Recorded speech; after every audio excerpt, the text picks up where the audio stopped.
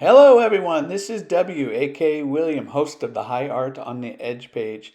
In today's event, I spoke with DKFM DJ extraordinaire Simon Leclerc for his show Simon Says Vinyl. This was episode number 7. He had a great time sharing vinyl selections from bands such as No Joy, Colleen Green, Jason, and many more. In addition, he had some lovely stories to share as he held up ticket stubs from concerts from long ago or recent. So pull up a chair, enjoy a good drink, and listen to my conversation with a gentleman that certainly knows his vinyl. Enjoy Simon Says Vinyl, episode number 7.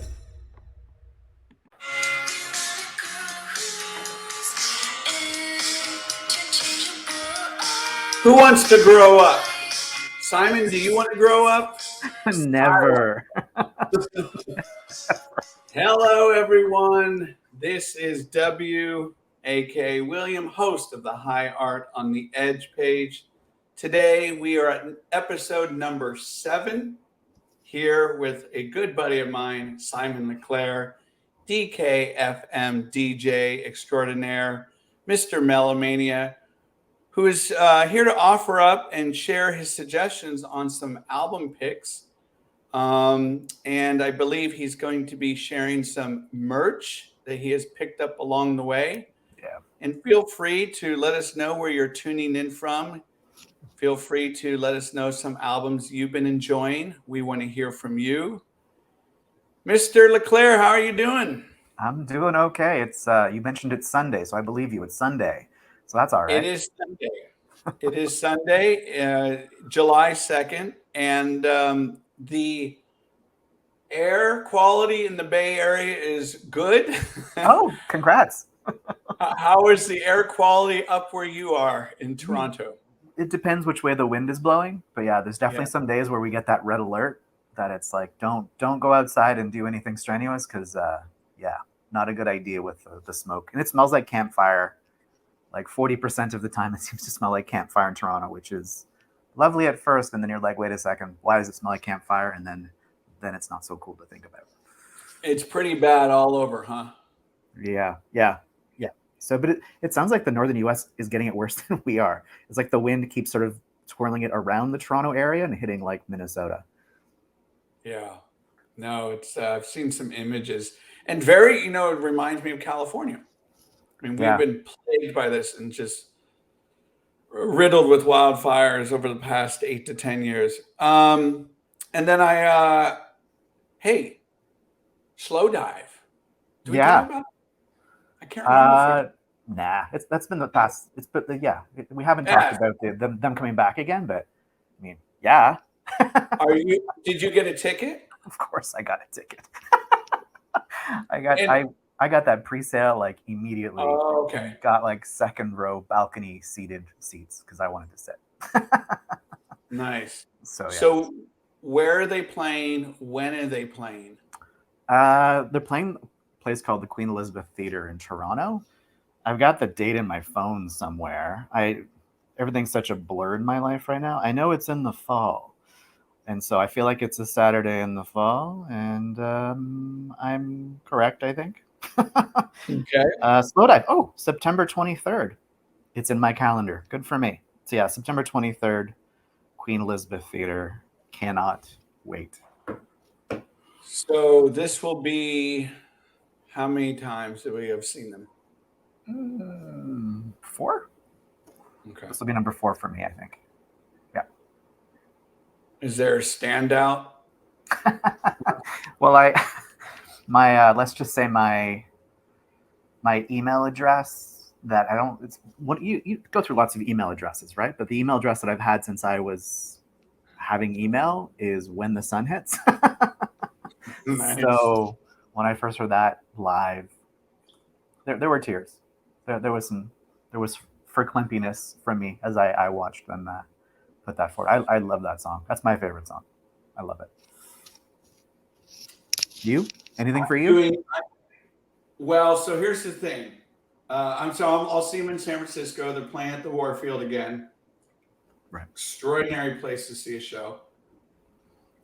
But here's the thing for this tour, with the exception of the new song Kisses, they performed at Glastonbury last week Yep. and they had a really nice video for that. Mm-hmm. I'm doing everything I can not to read any reviews. I don't want to see set lists. I just want to go in like having very little knowledge. This will be my fourth or fifth time. And the less I know, the better it's going to be for me. Yeah, there's no need. Just go and experience it. Yeah. No. Let it happen. I'm truly excited. Hey, do you want to let the who's here? Heather's here, Colin's here, and Tierhay's here. Yay! Hello to the friends. We appreciate you being here. Do you want to let the audience know what you do? I always want to let the audience know what I do. So obviously this is not my job. So it's pretty apparent. But no, I've as we've talked about before, so I'm a student psychotherapist right now. So I did that whole career change with the pandemic. And I'm what are we now? 2 months into my internship of seeing clients. And so it's been an incredible adventure. And just it's a totally new feeling, as I've described to you before, William, where it's sort of honoring people's stories in this way and getting to know them in this special, like this unique way of their lives has been, I couldn't have imagined. It's incredible. I've really been blessed. I don't say that word often because I'm not really religious, but I'm blessed in that way of having the opportunity to get into this with people and support them. What are you enjoying about it right now? There's a quality to being a support for someone as their, because in the therapeutic relationship, it's different than being with a friend who's going to sort of go back and forth with advice, with kind of like their lives. It gets to be just about this other person. And so we get to really weave a thick narrative of these people's lives and look at patterns, look at themes, and then thought processes around those things. And all of those layers psychologically are so rich and so fulfilling to kind of explore and to watch my clients, because I'm on to like, 8 session with some clients, and watching them progress and work through things and start to notice things about themselves has been so incredibly rewarding. Really, really rewarding. Yeah. Are these clients in person or online? I've got a bit of both. And so Saturday is my jam-packed day of in-person sessions. So I see a bunch of folks in person on Saturdays, and then during the week, it's usually online for the most part, over Zoom. Yeah. I think I asked this question of you a while ago, and I want to revisit it, and then we'll get into some of your vinyl picks here. Cool. Tell us what pattern, obviously you don't name clients or anything like that, but tell us some things that you have seen come about post-pandemic. Any patterns you've been able to pick up? Well, I mean, there's a lot of anxiety for folks. And a lot of it is based on social connectivity, I'm finding. So sort of having difficulties in social situations that maybe weren't an issue before, which when you think about the pandemic and what it kind of created in terms of interactions, kind of makes sense. And so people have, what I'm noticing is a lot of patterns of insecurity and that feeding into anxiety for a lot of folks because of the insecurity they have. It's nothing new. It was there before, but it's definitely become quite a pronounced pattern, I think, in conjunction with the social reconstruction that we've experienced through a pandemic. Yeah. I wonder how much social media plays a role in that. Oh, it's there. It's a piece of the puzzle. Yep. Very interesting. I was actually thinking about you because I just saw a great movie that's getting a lot of attention right now. It's called Past Lives. Have you seen it? No, I haven't. Oh, check it out. It's a one of those classic slow burn indie films that I feel like it could be that summer movie, right? That gets a lot of attention. And Anyway, so if anyone's seen it, yeah, feel free to chime in. Obviously, don't give away the ending, but there are beautiful little payoffs along the way, and it's a very humanistic approach to relationships and the connections of our lives from our past to our present, and how it's all interwoven, and how it affects our behavior, who we are today. I don't know. Check it out. It's called Past Lives. I'm in. Okay. Well, I'm in here. I mean, I'm here to hear some vinyl picks. What do you have for us? So I'm going to start off with the one that's like kind of a newer release from the 5 that I picked. Yep. And so this is Nabihah Iqbal, her new album Dreamer, and I had the chance to see her in concert a couple of weeks ago. And I love the album already. Saw that she was coming into Toronto. She played a very small venue, maybe 80 people at the show. So like small venue. The Baby G, for those that know. And she has such a presence to her. And she actually is a human rights lawyer, or she was before. So she's highly intelligent, highly articulate, and she does like broadcast stuff for the BBC now. And so she's an all around very, very interesting person. And in concert, she'd throw little literary things out and ask if we'd read certain books during her show, and then how that tied into the song that she was about to play in terms of the literary stance or positioning or that kind of thing. I think she asked us if we'd read Far from the Madding Crowd at one point, because one of the things was like a juxtaposition or a comment on Thomas Mann. Stuff like that, where I was just like, this is not what I like. You don't go to shows expecting that, obviously. Right. Unless you go to a Billy Bragg show. Right. Yeah, exactly. And she does it in that kind of like engaging way. It wasn't too long. It was like 30 seconds to a minute that she kind of asked, like, say a few things. And then the show itself was incredible. Her rhythm section in particular did some extraordinary stuff, like sort of very jazzy, heavy stuff within dream pop, which it sounded amazing. It sounded incredible. So highly recommend if Nabihah Iqbal comes to town, check her out. And the album Dreamer, like I said, is top. It's one of my favorites so far this year. Really, really great album. Blend of sort of electronic stuff, some dream pop stuff. Those are kind of the 2 major things. And she does some spoken word on it as well, which I find highly effective with the quality of her voice. Yeah.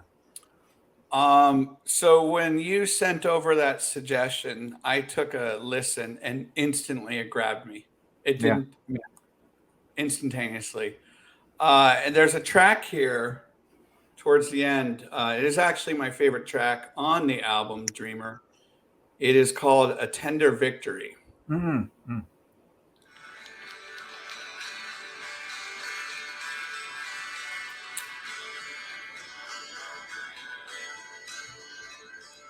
What I appreciate about not only this song, but the album in its entirety is that there's a lot of variety here. Mm-hmm. But it's not this sprawling variety. It's contained. Mm-hmm. And it reminds me a little bit of Kelly Lee Owens. Oh, actually, yeah, I could see that.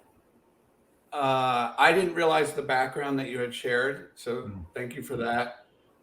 There's some great dreamy moments, some great indie moments, electronic moments, and no, it's solid pick. Mm-hmm. When you were at the show, was it a sold out show?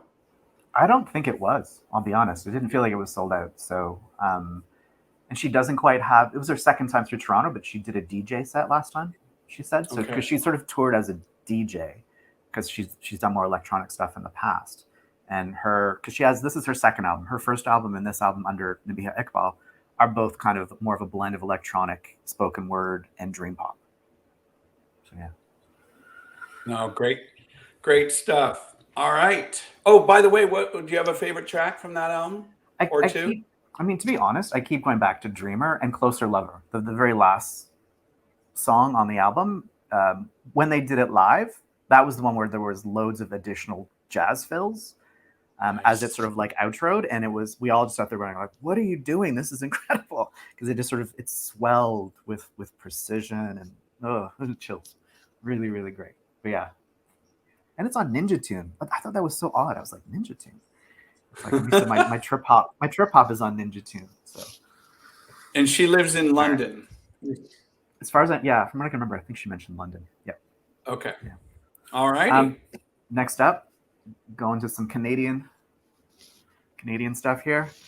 So this is No Joy, Wait to Pleasure. The reason I picked this is they just did a reissue of this with some bonus tracks. This is the original pressing of it when it came out, which became very hard to find. I have one, and so you got it all. I'm such a nerd. I have it. It's great. I always enjoyed the inside of this. I was just kind of freaking out. I'm not sure you can see that or not. It's just the artwork is discombobulating, which I enjoy immensely. So this is honestly probably one of my favorite Canadian albums of all time. It's shoegaze, it's dream pop with a bit of an edge to it. And it's actually, this was back when it was two people, because No Joy is now just Jasmine. So they're from Montreal. So I think the last two albums that No Joy has done has just been Jasmine. Before that, there was, I think her name was Laura. Laura was on this one too. They used to co-write the songs, I think, a little bit more. And then Jasmine took it over and it changed direction. Like No Joy doesn't sound like this anymore. This is the last album where they were kind of like a shoegaze dream pop band. And earlier, like Ghost Blonde, that was also in the same vein. But now she's very eclectic. She does lots of different things, including metal and pop. So, Did she? Who did the album cover? The artwork there? I have no idea. Yeah, okay. I couldn't tell you. Could not tell you. Then you said they're from Montreal? Yeah. Or as we call it, Montreal. Montreal. That's how we can tell Americans. We always know Americans when they say Montreal. Yeah, Montreal. There's lots of stuff we say that you kind of go, hey, you're Canadian, because you said you're OU funny. Just get me to say like mouse and house for it, and you're like, oh yeah, you're Canadian. So Montreal, think of it as a U. The track Blue Neck Riviera was the one that really caught my attention. So we're going to listen to that for a sec here. Cool.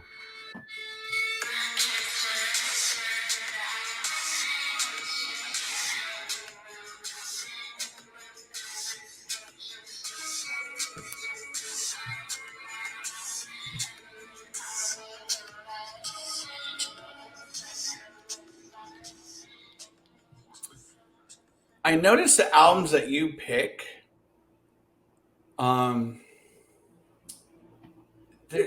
This is why I love the show. I love doing the show with you. Is that there's such a just a really eclectic sound to it sometimes, but yet familiar sound.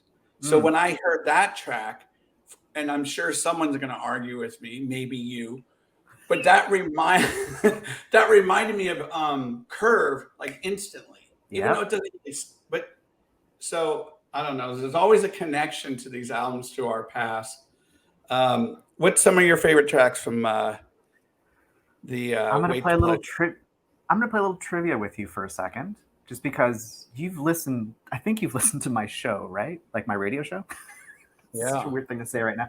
So, have you ever listened to my intro song?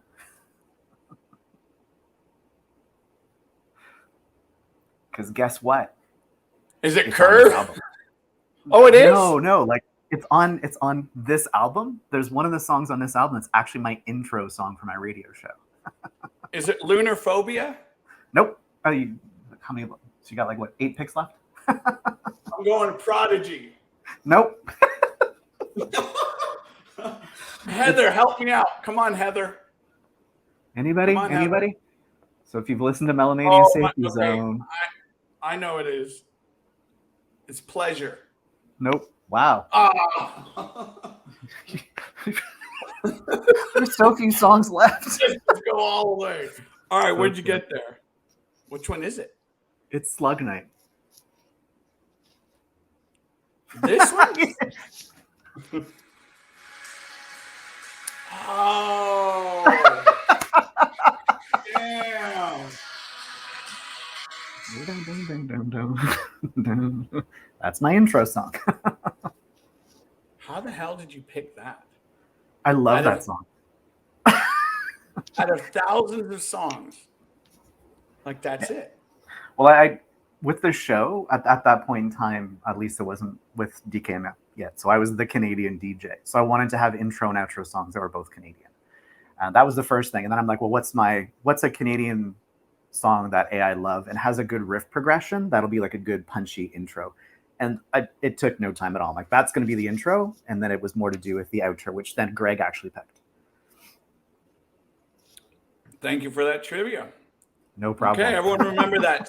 Slug Night. Slug Night. Slug Night.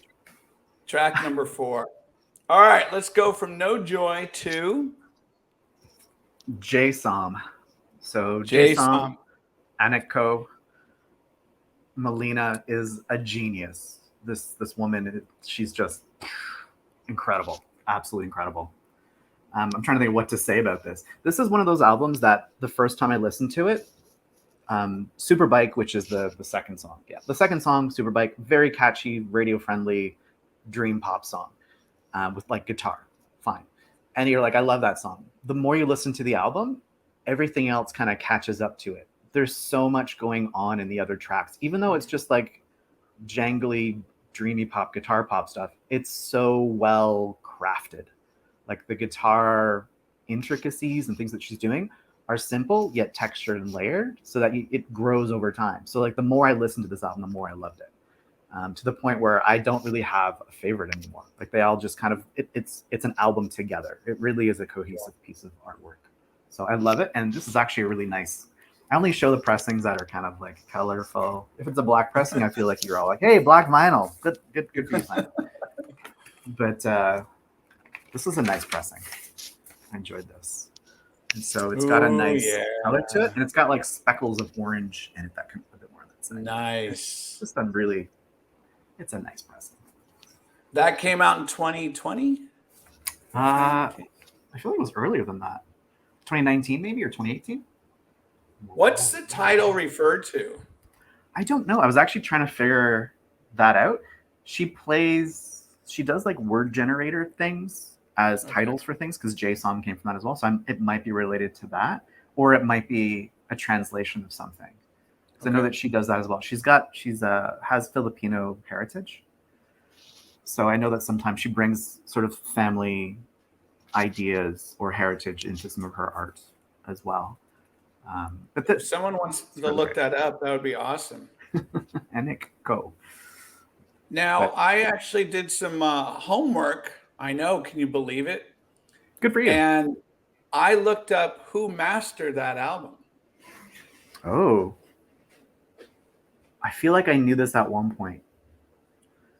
Because it was, is it Jorge? Like Jorge Elbrecht? No. No? I don't know how to pronounce her name. I think it's Heba Kadri. Oh, I don't know. Anyway, I don't know that name. She's done work with Beach House, Future Islands, right. Slow Dive. Okay, so it all kind of makes sense. Yeah. So she's kind of like the Simon Scott right now. Oh. Yeah. And if you go to her site, she's got a pretty cool site. Heba. Heba? Oh, I recognize that now. You spell it. Yeah, I'm not sure how to pronounce that. It'd be like Heba or Heba. Yeah. Okay. Yeah. So, and then Jason's real name is, you said Melina May. Like Melina. It's like Duterte. I don't know how to pronounce her last name very well, so I usually just say Melina because it's just easier. And have you seen her live? Yeah, 3 times I think I've seen her live. I really enjoy like the live show. She brings solid musicians with her, and they do a really good job of creating. Because I saw her touring this record on. I think I told you this last time. So I showed the T-shirt from one of the shows in maybe the last episode. And it was during the day that we finalized a CBA with the school, like a union negotiation. I was in like a shitty place mentally because CBA negotiations are not fun. And that night when we like ratified the agreement was the night of the J-Som show for Aniko. And it was the best thing ever. And then I loved it. enveloped me, it comforted me, it soothed me. And then like Molly from oh my God. Always. Yes, thank you. I'm like, why can't I remember Molly's band right now? She was like right in front of me. So I'm just like, this is obviously a sign, because she goes to a lot of gigs in Toronto, like guitar indie pop gigs.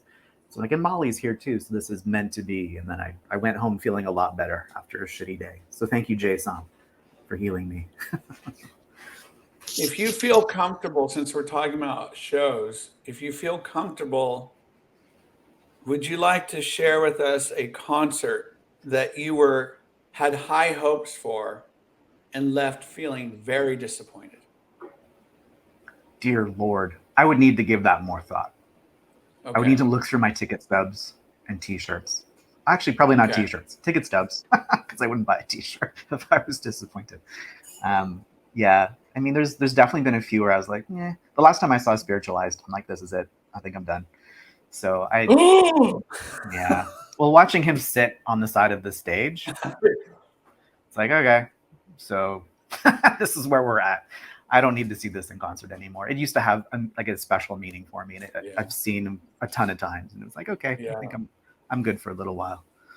But it's overall, it's a tricky question, because there's definitely been a few where I've gone in and was like, okay, that was not as good as I was hoping. If anyone wants to answer that question in the chat box, go for it. My name is W, aka William, host of the High Art on the Edge page. I'm here with DJ Simon Leclerc. He is sharing his vinyl picks with us. We just heard a little bit of his suggestions for Jason. Next album. I'm gonna go with the rock that you played at the beginning. So Yes, Colleen Green, I Want to Grow Up. This is kind of a weird pick for me. I think this harkens back more to what I was really into back in university in the 90s. Okay. And so I was this to surprised me you picked this. Yeah, this is more like my Juliana Hatfield, Liz Fair kind of, but more modern day stuff.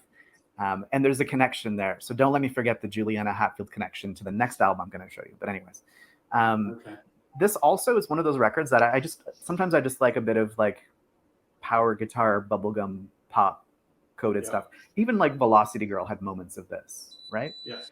Like the Audrey's Eyes kind of moments and whatnot. So when I first got this, I was like, it's not bad. It's kind of catchy, and it gets me bouncing around the apartment a little bit, and I like it. And then I just kept listening to it over and over and over again, and certain tracks started to be like really, really interesting that are not like the main tracks on the album. So like Deeper Than Love, that like synthy track that's at the end of the first side on the record, is incredible. And The Things That Are Bad for Me Part 2, which has a really weird section that kind of goes like off kilter and slows down, and then just does some really cool stuff in terms of flow. And those are not like main singles, because those are like, not. But what did you think? Because you gave it a listen, I could tell. You've given it a whirl. I did. I've listened to it twice. Like I said, my initial reaction is, that's an interesting pick. The first thing I thought of Tanya Donnelly. Yeah, bit of belly. And Juliana Hatfield. Yep. Is she from? She's from Boston, right? Or is it LA? Colleen Green. I think she's Los Angeles based. I don't know if she's from there. Okay. She's Los Angeles based. But you're right. At first, I was like, okay, oh, nice. It's kind of a fun, clear but painted vinyl. And her as a kid, of course. Now, have you seen her perform? No, I haven't. She's come through Toronto a couple of times, and I've just managed to either not know about it because they're super small and just not well advertised, or I just haven't been around to check out her shows. But I'd like to see her in concert, because to me, it'd be a fun rock show, right? Like, yeah.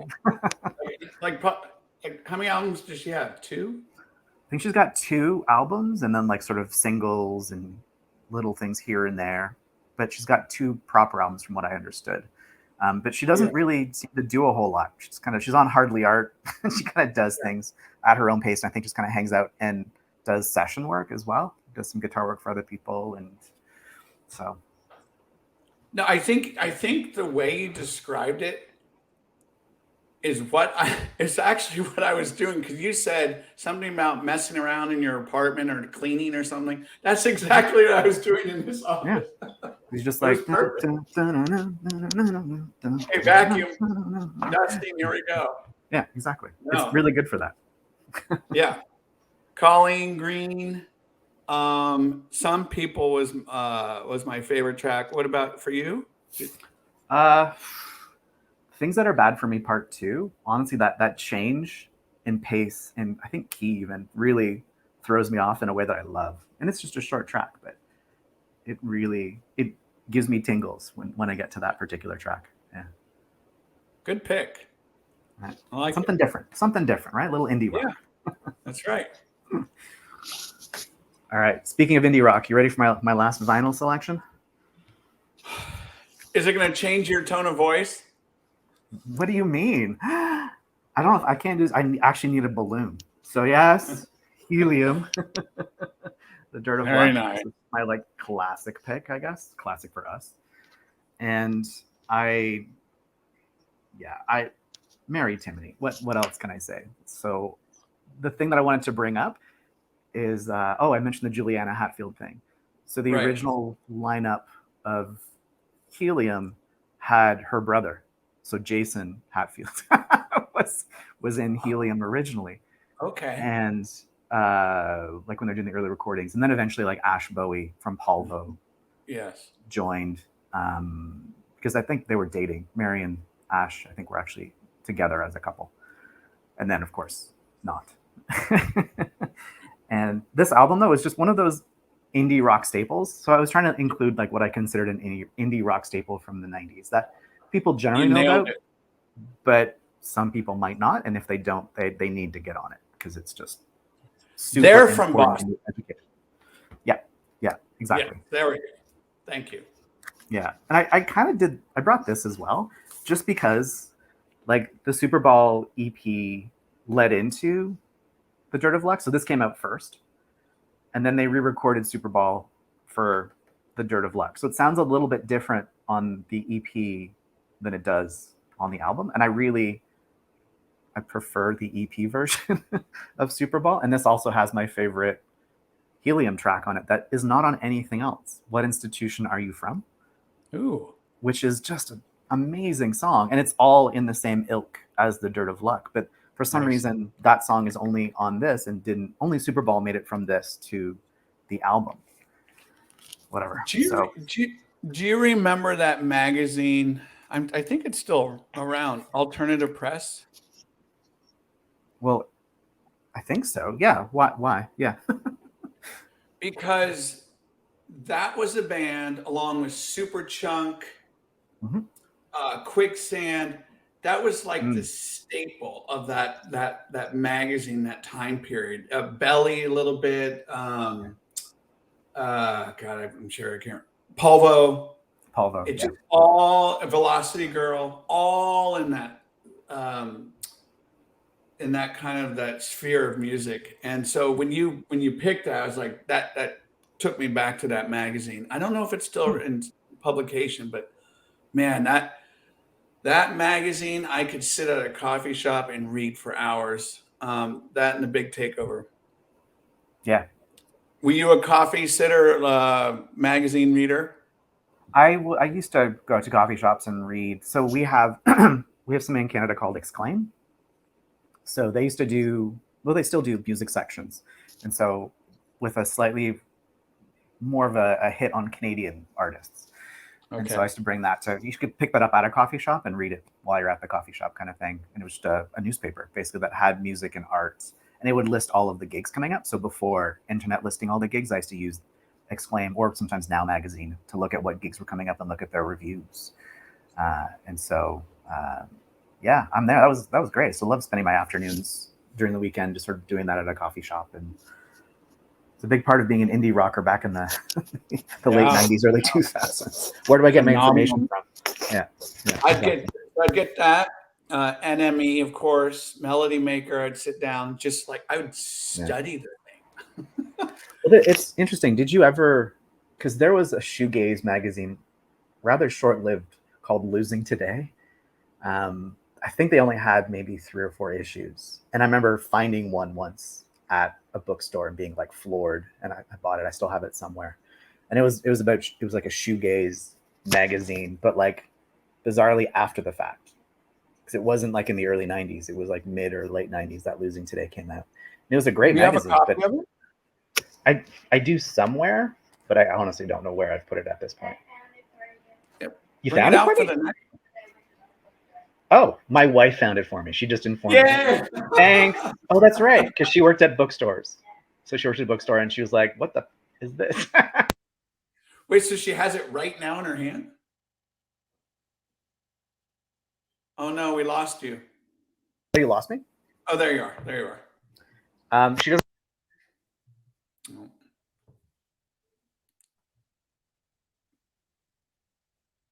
No. There you are. Am I back? You're back now. I'm back now? Okay. Okay. Nope. Lost you again.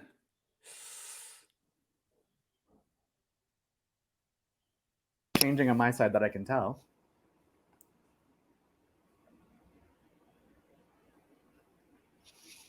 Can you all hear Simon, or is it just me? Like, there you are. There you are. I'm back again, so I'm cutting in and out, strangely. Heather says I think it's Simon's mic. All right. Good. Don't move. Just stay still. Okay, I won't move. So what was the name of the magazine? Losing Today? Losing Today, like the Slow Dive song.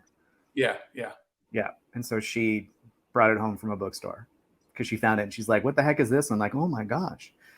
And so, yes. All right. Gonna have to dig that up someday. Good idea. I will, I'm sure. All right. So we've hit, that was Helium, Dirt of Luck. Heather says every time he moves.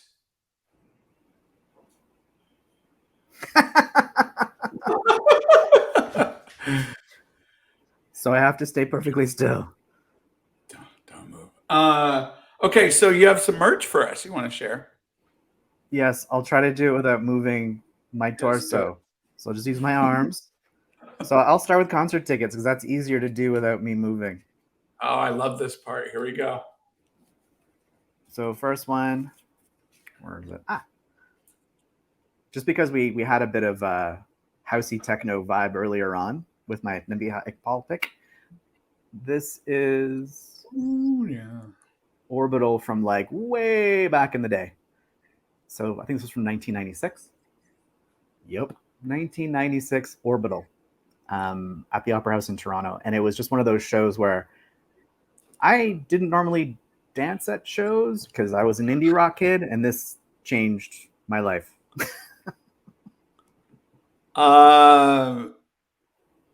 So, okay, well, keep going if you want to share anything about the show, because I actually want to. I want to share something about that show. It was one of those shows where it was my first proper like electronic show, and so they're up there with their like lights on their heads doing their thing. So because we're on their glasses, I don't know, something lights here, and we all just like danced around the Opera House, and it went on for a very long time. It was a very long night, and it was very enjoyable. And it was memorable because it was kind of like a juncture. It was like a shifting for me in terms of embracing electronic music more so than I had to that point. So I think, if I'm not mistaken, that was for the Insides tour. Mm-hmm. And I think this connects directly to the question I asked you, if there was a disappointing show, and that was a very disappointing show for me. Wow. And look at me picking that ticket. I don't know what the hell I was expecting. And it just didn't do anything for me. And I tend to love those kind of events. Mm-hmm. I was bored. I was really bored. And maybe just being in the dark and all I could see were these, their little headbands with I thought it was a little gimmicky. And I thought the visuals that went along with it and I can't tell you exactly what it was at the time. I don't know, and I was in a great mood, but I left feeling like, wow, I love the music, but I didn't need to go to that. Okay. Yeah, that's So fair. I don't know. If anyone else has had a great orbital experience or a poor orbital experience, let us know. What's the price on that ticket? Did it say? Oh, it's been ripped off for the price was. I remember being like $16 or $17. It's about that. It was definitely not more than 20. All right. What other goodies do you have? So this is I'm trying to be repping a couple different styles here. So there's my Catherine Wheel 1996 ticket stub. So sort of in their way down phase, I guess, when that EP came out and that album came out, which for me was not my version of Catherine Wheel, but because it was the tour for that album, they played mostly stuff from before that album, which was my thing. And so it was just one of those shows where I went with a good friend, and we just had a really good night, and they were good showmen. Like it felt like a rock show with some elements. Like they were more rock than I thought they were going to be. Yes. And so there were rock elements that I thought were good stage presence, good sort of engaging with the crowd, good storytelling, of course, because he's really about telling his stories. It was just a very, very good night. And I'm glad I think I saw them 3 or 4 times after that as well, because I just go back for the show because he's good live. But that was the first time for me seeing Catherine Wheel. I love that ticket stub. I told you I lost all of my ticket stubs, and when I find them, I'm going to share some of them with you. But I know I have a Catherine Wheel or two for the Chrome tour, and people always say that, My Bloody Valentine, that experience being the loudest show ever, I'd have to say Catherine Wheel at Slim's in San Francisco. Really? And I actually was I was pretty intoxicated at the time, and it was actually very painful. It was very painful, but I mean, I endured, and I enjoyed the hell out of it. But yeah, that's what I clearly remember about that show. The pain. Yeah, the pain. The pain makes it memorable, though, right? I guess so. Are they? What are they doing? I don't know. I've seen lots of rumors that they might be reforming. They might be touring again. I don't know if anything's been confirmed yet on that side, because it seems like they're due. If we're looking at the tiki box of bands that fit a mold of getting back together, they're in there. So it's just a question of time, perhaps, and maybe opportunity and situation for them to reform. Who would you love to see reform? It's so funny because it's happening right now. Velocity Girl. So like for me, they're reforming and playing that gig in DC, and I'm just hoping that they make new material, that they do a little tour. You just hope that it grows a little bit more, so I can get back into that.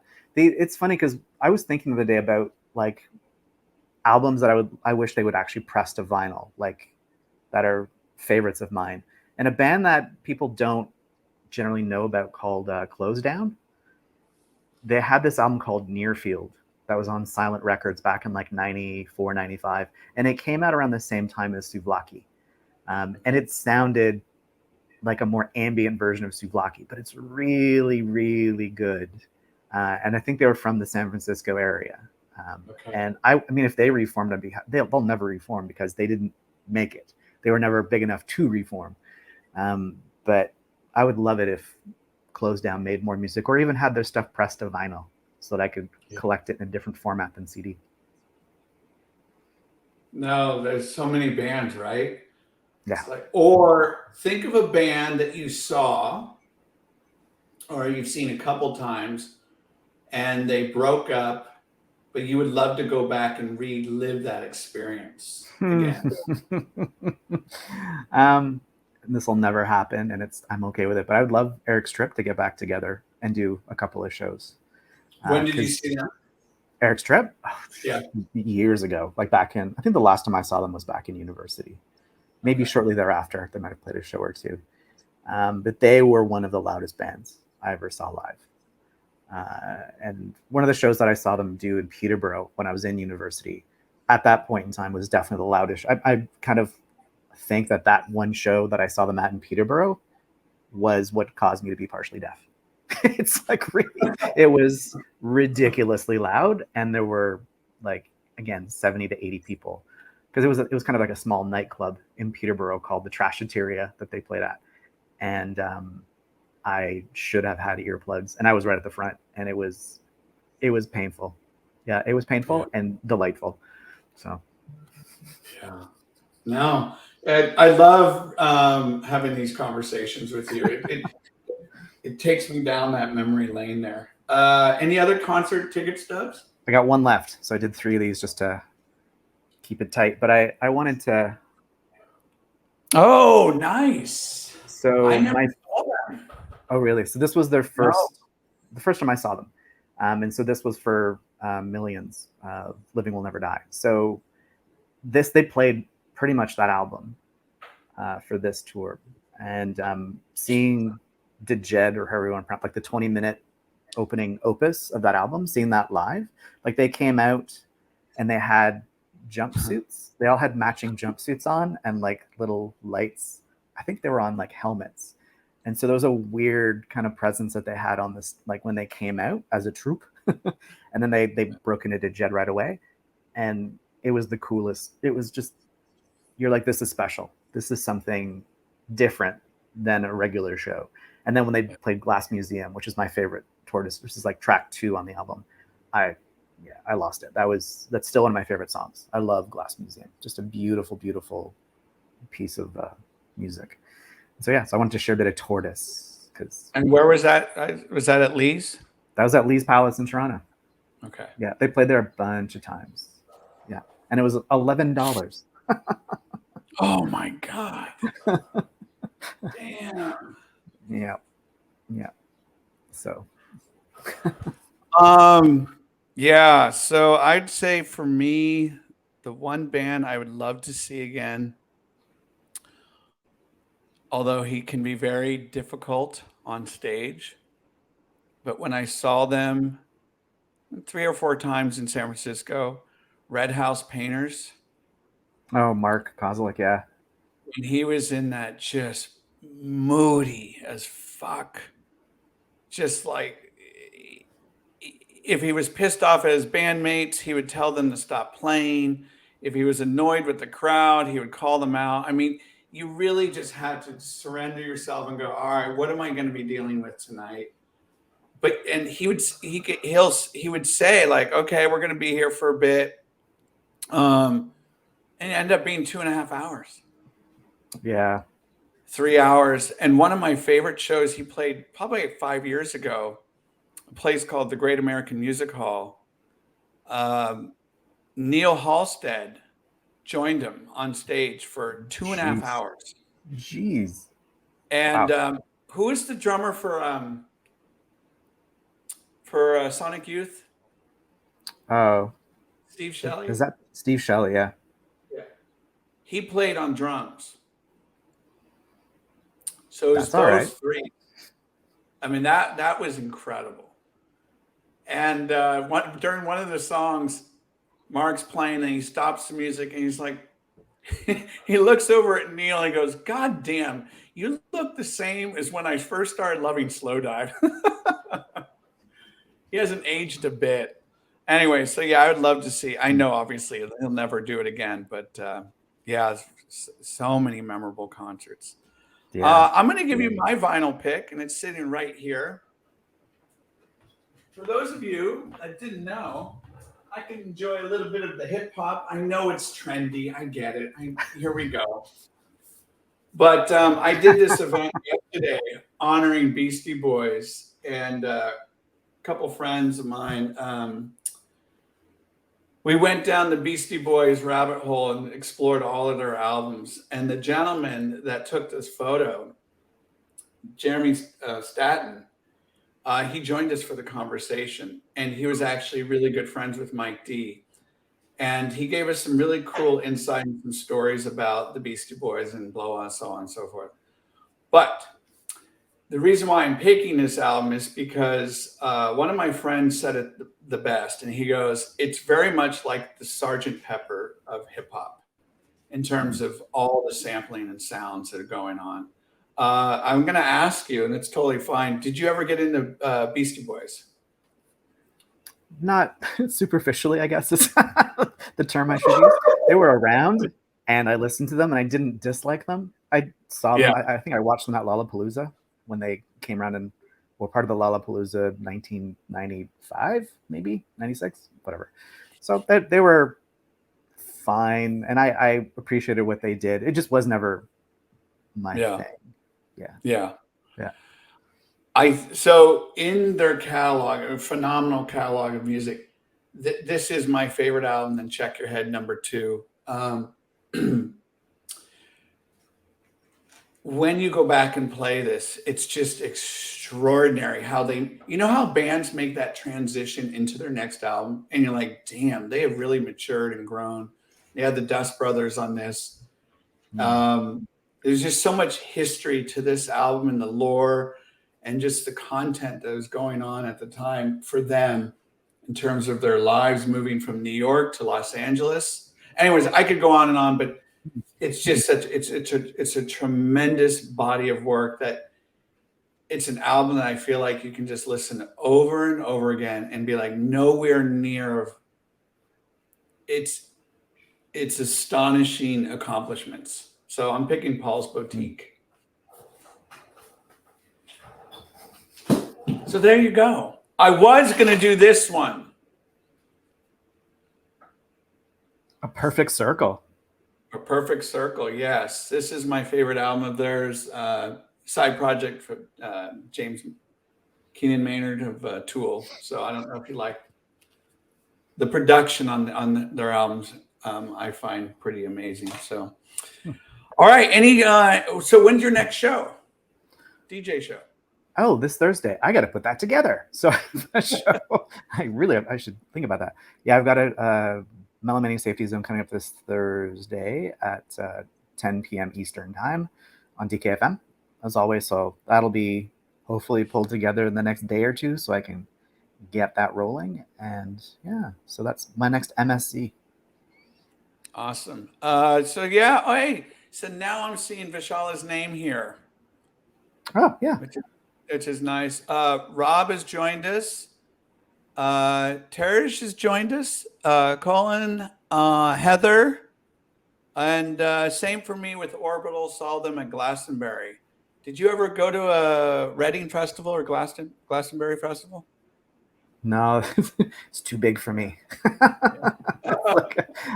I'm like, I like, well, at some point I might do like an All Tomorrow's Parties special episode, I was thinking, because I had so many positive experiences at those, but that was ideal for my type of festival because it was indoors. So you're like staying in a hotel, you're in the compound that you then go to one of the halls to watch the music, and that's indoors. But you can always go back and grab a nap in your hotel room whenever you want and not have it be a muddy tent that's loud. So I'd never see you at Coachella. No. Too hot. I've never done it. So we have the big festival out here in September, Outside Lands Festival. Oh, okay.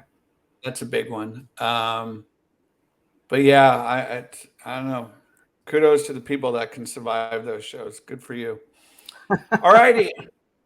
Thank you so much for these suggestions, and you'll put them in the chat box, comment box later.